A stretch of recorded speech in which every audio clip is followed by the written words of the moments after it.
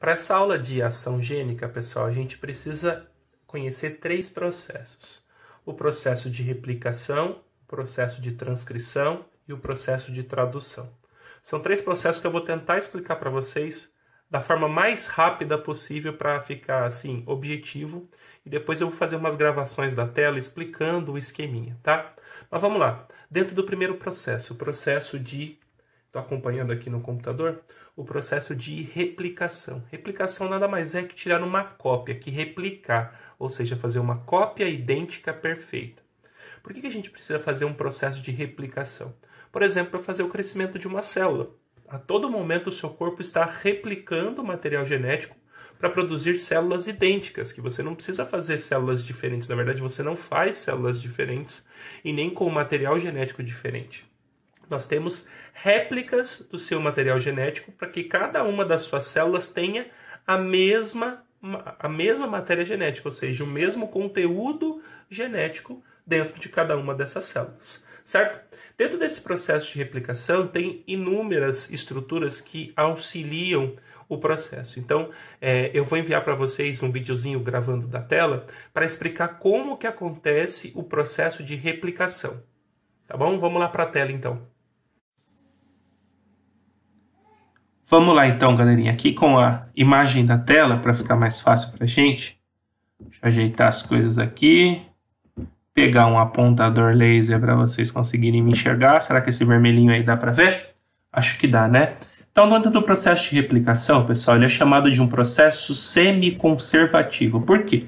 Dá para ver fácil nesse esqueminha aqui. Você tem o DNA original, que seria como se fosse uma molécula mãe do DNA que a gente chama, e no final você tem 2 moléculas filhas de DNA.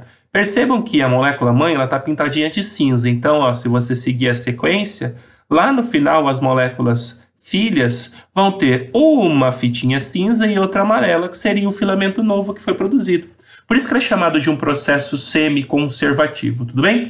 Mas não é tão fácil assim. Nesse outro esqueminha aqui, ó, a gente consegue ver todas as estruturas que fazem parte dentro do processo de replicação. Então a gente tem várias estruturinhas, cada uma fazendo um processo diferente.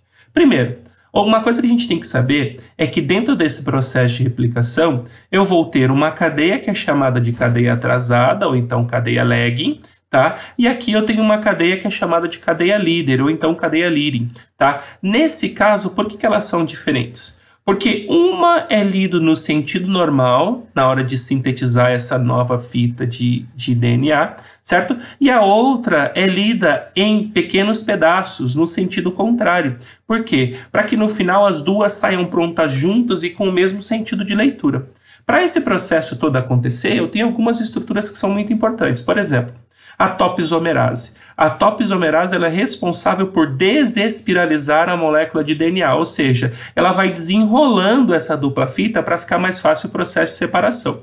Enquanto que aqui, ó, em azulzinho, a DNA helicase, o que ela vai fazendo? Ela vai rompendo as pontes de hidrogênio que ligam todas as estruturas da molécula de DNA, e para que esse rompimento se mantenha, eu tenho aqui, ó, as proteínas de ligação que fixam as fitas de DNA separadas, certo? Olhando aqui para a cadeia líder. Na cadeia líder, você tem o processo de junção de uma nova fita a partir da DNA polimerase, que vai juntando todas as estruturas que chegam com as bases nitrogenadas, cada uma representante, é claro, a base nitrogenada contrária, e vai juntando e vai produzindo a nova fita de DNA, a fita filha. Aqui em cima, na cadeia atrasada, tem mais umas estruturinhas para a gente ver, como, por exemplo, a DNA primase, que ela passa para fazer a leitura, para identificar qual que é a base nitrogenada daquele momento, certo? Aí chega o primer de RNA, que é aquele que traz a marcação do início da formação do fragmento de Okazaki, que seria essa estruturinha aqui, os trechos de leitura, os trechos de formação da nova fita de DNA para a cadeia atrasada. E depois, percebam que você tem fragmentos, são os fragmentos de Okazaki. Para juntar esses fragmentos, eu tenho a DNA ligase, que faz a junção de cada um dos fragmentos para que depois a DNA polimerase venha terminando de produzir a cadeia de DNA da molécula filha, certo? Então, de uma molécula mãe, eu tenho a formação de duas moléculas filhas. Perfeito, pessoal? Vamos continuar, então, nosso processo de aprendizado. Depois da replicação, a gente tem que entender a transcrição. Bom, galerinha, então eu falei para vocês que eram 3 passos, né? Primeiro, replicação, depois transcrição. Então, nesse momento, a gente vai entender sobre a transcrição. O que é? Se você for para a origem da palavra, transcrever é escrever uma coisa original de outra forma, mas que tem o mesmo significado, que é exatamente o que acontece no processo de transcrição. Você tem lá a dupla fita de DNA, certo? Cada trechozinho dessa dupla fita tem informações para a produção de proteínas.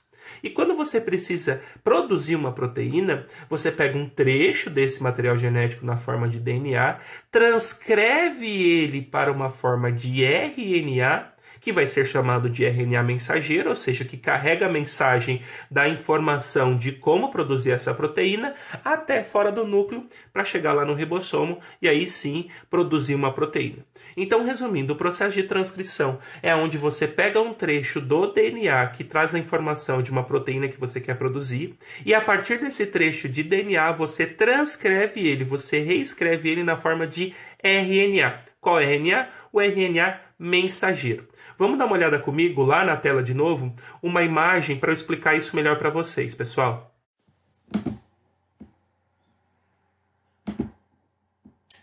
Bom, galerinha, vamos lá. Ficou faltando para a gente aqui, então, processo de transcrição. Transcrição ele é bem tranquilo, pessoal, como eu disse para vocês. Então, eu tenho lá a dupla fita do material genético do DNA e um trecho específico dele serve para guardar uma informação da produção de uma proteína. Então, é exatamente esse trecho que eu vou transcrever. Transcrever de que forma? Eu vou escrever ele na forma de RNA. Qual tipo de RNA? O RNA mensageiro, certo? Aqui tem um outro esqueminha que mostra, ó. Então, eu tenho dupla fita para cá, dupla fita para cá. Nesse trecho, eu tenho a informação de uma proteína específica. Então, vem lá a RNA polimerase, vai fazendo a leitura do DNA e vai produzindo a fita do RNA, que a gente vai chamar de RNA transcrito, e depois vai ser o RNA mensageiro, tudo bem? Aqui tem um exemplo básico, ó. Então, DNA, a fita vai estar lá escrito AAGTTC, certo? Depois, na hora de produzir o RNA mensageiro, eu uso a complementar do RNA. Então, A com U, G com C, T com A, T com A e C com G. Então, AAGTTC ficou UUCAAG, certo? Dentro desse processo de transcrição. Tudo bem? Bom, galera, então para fechar tudo, lá vimos replicação, transcrição, ficou faltando só a tradução, certo? Na tradução, você tem a transformação do RNA mensageiro, que foi produzido a partir lá de um trecho da fita do DNA original, em uma proteína, com auxílio de uma estrutura dentro da sua célula, com auxílio de uma organela, certo? Chamada ribossomo. Então, o RNA mensageiro vai ser produzido lá dentro do núcleo, vai sair pelos poros nucleares, vai atingir o citoplasma, vai encontrar o ribossomo, e aí essa fita de RNA mensageiro, ao ser lida pelo ribossomo, ela vai recebendo fitas de RNA transportador, tudo bem? Que vão trazer cada uma das estruturas que carregam o aminoácido para que no final a cadeia de aminoácidos seja produzida e aí sim você tenha uma proteína sendo formada. Novamente, vou mostrar o videozinho da tela, tá? Vou gravar a tela para vocês para ficar mais fácil de vocês entenderem. Então vamos lá. Bom, galerinha, vamos nós aqui de novo. Então ficou faltando só o processo de tradução. Então o que eu tenho aqui? O que eu preciso lembrar? O RNA mensageiro foi produzido lá no processo de transcrição. Ele saiu do núcleo e veio aqui, ó, em direção ao nosso ribossomo, tudo bem? Essa estrutura de RNA mensageiro a gente vai chamar de códon, tudo bem? É o códon do RNA mensageiro. À medida que as trincas forem sendo lidas dentro do ribossomo, automaticamente o anticódon, que seria o RNA transportador, ele vai sendo também introduzido no ribossomo e vai carregando com ele cada um dos aminoácidos representantes por essa trinca. Tudo bem? Então você tem lá, por exemplo, ó, no RNA mensageiro ACC, o RNA transportador vai trazer o complementar UGG. E isso refere à presença de um aminoácido.